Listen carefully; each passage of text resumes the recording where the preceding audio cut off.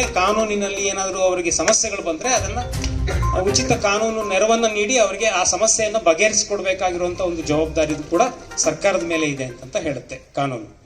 ಮತ್ತೆ ಅದರ ಜೊತೆಗೆ ನಗರದ ಸಾಲ್ಕಂಬ ರಸ್ತೆ ಬಳಿ ಇರುವ ಕೃಷ್ಣ ಅಂಧ ಮಕ್ಕಳ ಶಾಲೆ ಆವರಣದಲ್ಲಿ ಕರ್ನಾಟಕ ಅಂಧರ ಒಕ್ಕೂಟ ಇವರ ಸಂಯುಕ್ತಾಶ್ರಯದಲ್ಲಿ ಮಂಗಳವಾರ ಬೆಳಿಗ್ಗೆ ಹಮ್ಮಿಕೊಳ್ಳಲಾಗಿದ್ದ ವಿಶೇಷ ಚೇತನರ ಕಾನೂನು ಹಕ್ಕುಗಳು ಕುರಿತು ಕಾರ್ಯಕ್ರಮ ಉದ್ಘಾಟಿಸಿ ಮಾತನಾಡಿದ ಅವರು, ಅಂಗವಿಕಲರು ತಮ್ಮ ಸಾಮರ್ಥ್ಯವನ್ನ ಬಳಸಿಕೊಳ್ಳಲು ಅನುಕೂಲಕರ ಪರಿಸರವನ್ನ ಕಲ್ಪಿಸಿಕೊಡಬೇಕು. ಸರ್ಕಾರಕ್ಕೆ ಕಾನೂನು ಮನದಟ್ಟ ಮಾಡುತ್ತದೆ. ಅಂಗವಿಕಲತೆ ಇದೆ ಎಂದು ತಾರತಮ್ಯಕ್ಕೆ ಒಳಪಡಿಸಬಾರದು ಎಂದು ಕಾನೂನು ಸ್ಪಷ್ಟವಾಗಿ ಹೇಳಿದೆ. ಅವರ ವೈಯಕ್ತಿಕ ಸ್ವಾತಂತ್ರ್ಯವನ್ನ ಇಂದು ಕಸಿದುಕೊಳ್ಳುತ್ತಿಲ್ಲ. ಯಾರಾದರೂ ಕಸಿದುಕೊಳ್ಳುವ ಕೃತ್ಯಕ್ಕೆ ಮುಂದಾದ್ರೆ ಅವರ ಜವಾಬ್ದಾರಿ ಸರ್ಕಾರಕ್ಕೆ ಸೇರಿದೆ. ಅಂಗವಿಕಲತೆ ಇರುವ ಮಹಿಳೆಯರು ಮತ್ತು ಮಕ್ಕಳು ಇದ್ರೆ ಇತರರಂತೆ ಸಮಾನ ಹಕ್ಕು ಇದ್ರೂ ಪಡೆಯಲು ಸಾಧ್ಯವಾಗದಿದ್ರೆ ಸರ್ಕಾರಗಳು ಕ್ರಮ ವಹಿಸಬೇಕು ಎಂದರು. ವಿಕಲಚೇತನರನ್ನ ಪ್ರತ್ಯೇಕವಾಗಿ ಹೊರಗಿಡುವ ಕೆಲಸ ಮಾಡಬಾರದು ಹಾಗೂ ಇದಕ್ಕೆ ಅವಕಾಶವಿಲ್ಲ. ಶುಲ್ಕವಿಲ್ಲದ ಕಾನೂನು ಪಡೆಯುವ ಹಕ್ಕುಗಳಿದ್ದು ಉಚಿತವಾಗಿ ನಡೆಸಿಕೊಡಬೇಕು ಎಂದು ಕಿವಿಮಾತು ಹೇಳಿದರು. ಅಂಗವಿಕಲತೆ ಇರುವ 6ರಿಂದ 8ನೇ ತರಗತಿ ಶಾಲೆಗೆ ಹೋಗಲು ಹತ್ತಿರದ ಶಾಲೆಗೆ ಅವಕಾಶ ಕೊಡಲಾಗಿದೆ. ಉನ್ನತ ಶಿಕ್ಷಣಕ್ಕಾಗಿ ಕನಿಷ್ಠ 5 ಸ್ಥಾನವನ್ನು ನೀಡಬೇಕು. 4% ಹುದ್ದೆ ಮೀಸಲಿಡಬೇಕು. ಅವರ ಮೇಲಿನ ದೌರ್ಜನ್ಯ ಪ್ರಕರಣ ನೋಡಲು ವಿಶೇಷ ನ್ಯಾಯಾಲಯ ಮಾಡಲಾಗಿದೆ ಎಂದು ಸಲಹೆ ನೀಡಿದರು.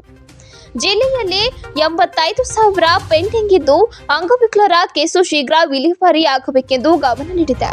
ಸರ್ಕಾರವು ಅಂಗವಿಕಲರಿಗೆ ಅನೇಕ ಯೋಜನೆ ಜಾರಿಗೆ ತಂದಿದೆ. ಅವರ ಸರ್ವತೋಮುಖ ಬೆಳವಣಿಗೆಗೆ ಮುಂದಾಗಿದೆ. ವಿಶೇಷ ಚೇತನರು ಐಡಿ ಕಾರ್ಡ್ ತೆಗೆದುಕೊಂಡ್ರೆ ಸರ್ಕಾರದ ಹಲವಾರು ಯೋಜನೆಗಳನ್ನ ಪಡೆದುಕೊಳ್ಳಬಹುದು.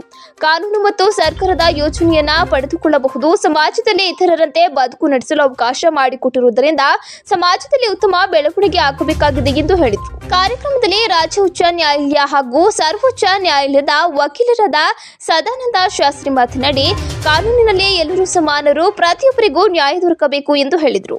ಇದೇ ವೇಳೆ ವಕೀಲರ ಸಂಘದ ಅಧ್ಯಕ್ಷ ಪೂರ್ಣಚಂದ್ರ ತೇಜಸ್ವಿ, ಮಾಜಿ ಶಾಸಕ ಎಟಿ ರಾಮಸ್ವಾಮಿ, ಹೇಮ್ಸ್ ನಿರ್ದೇಶಕ ಡಾಕ್ಟರ್ ಸಂತೋಷ್, ಜಿಲ್ಲಾ ಕನ್ನಡ ಸಾಹಿತ್ಯ ಪರಿಷತ್ತು ಮಾಜಿ ಅಧ್ಯಕ್ಷ ಎಚ್ಪಿ ಮದನಗೌಡ, ಹಿರಿಯ ಪತ್ರಕರ್ತರಾದ ವೆಂಕಟೇಶ್, ಜಿಲ್ಲಾ ಕನ್ನಡ ಸಾಹಿತ್ಯ ಪರಿಷತ್ತು ಮಾಜಿ ಗೌರವಾಧ್ಯಕ್ಷ ರವಿ ನಾಕಲಗೂಡು, ಚಂದ್ರಕಾಂತ್ ಪಡಿಸೂರು, ಕರ್ನಾಟಕ ಅಂಧರ ಒಕ್ಕೂಟದ ಅಧ್ಯಕ್ಷ ಬಿಕೆ ಮಂಜುನಾಥ್, ಅಂಧ ಮಕ್ಕಳ ಸಂಸ್ಥಾಪಕ ಸದಸ್ಯ ತಮ್ಮಯ್ಯ, ವಕೀಲರಾದ ಪ್ರಸನ್ನ ಇತರರು ಉಪಸ್ಥಿತರಿದ್ದರು. ವನಚಾಕ್ಷಿ ನಿರೂಪಿಸಿದರು.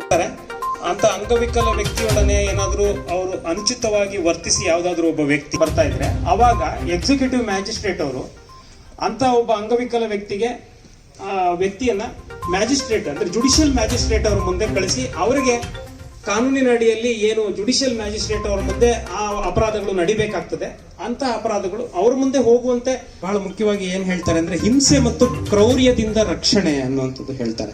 ಅಂದ್ರೆ ಅಂಗವಿಕಲ ವ್ಯಕ್ತಿಗಳನ್ನ ಹಿಂಸೆ, ಕ್ರೌರ್ಯ ಅಥವಾ ಅಮಾನವೀಯ ದೌರ್ಜನ್ಯ ಅಥವಾ ಅವಮಾನಕ್ಕೆ ಒಳಗಾಗದಂತೆ ಅವರ ರಕ್ಷಣೆಗೆ ಕ್ರಮ ವಹಿಸಬೇಕು ಅಂತ ಹೇಳ್ತಾರೆ.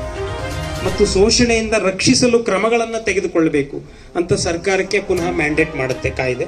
ಅದು ಒಂದುಗಳ ವಿರುದ್ಧ ಕಾನೂನಿನ ಕ್ರಮ ತೆಗೆದುಕೊಂಡು ಪರಿಹಾರಗಳನ್ನು ಒದಗಿಸಬೇಕು, ಕಾನೂನಿನ ಕ್ರಮ ಜರುಗಿಸಬೇಕು. ಒಂದು ವೇಳೆ ಆ ಥರ ಘಟನೆಗಳು ನಡೀತಾ ಇದ್ರೆ ಕಾನೂನಿನ ಅಡಿಯಲ್ಲಿ ಕ್ರಮವನ್ನು ಜರುಗಿಸಬೇಕು. ಮತ್ತೆ ಪರಿಹಾರಗಳನ್ನು ಕೂಡ ಅಂತ ಯಾರಾದ್ರೆ ನೊಂದಿರ್ತಾರೋ, ಅಗ್ರೀವ್ಡ್ ಪರ್ಸನ್ ಯಾರಿರ್ತಾರೋ ಅವರಿಗೆ ಪರಿಹಾರವನ್ನು ಕೂಡ ಕೊಡಬೇಕು ಅಂತ ಹೇಳುತ್ತೆ. So I can cover the distance with good training. ಈಗ ನಾನು ಹುಸೇನ್ ಬೋಲ್ಟ್ ಕಂಪೇರ್ ಮಾಡಿದ್ರೆ ಅವನು 9 ಸೆಕೆಂಡಲ್ಲಿ ಓಡ್ತಾನೆ. So am I not disabled? Of course I am disabled. When I look at him, he is much more able than me.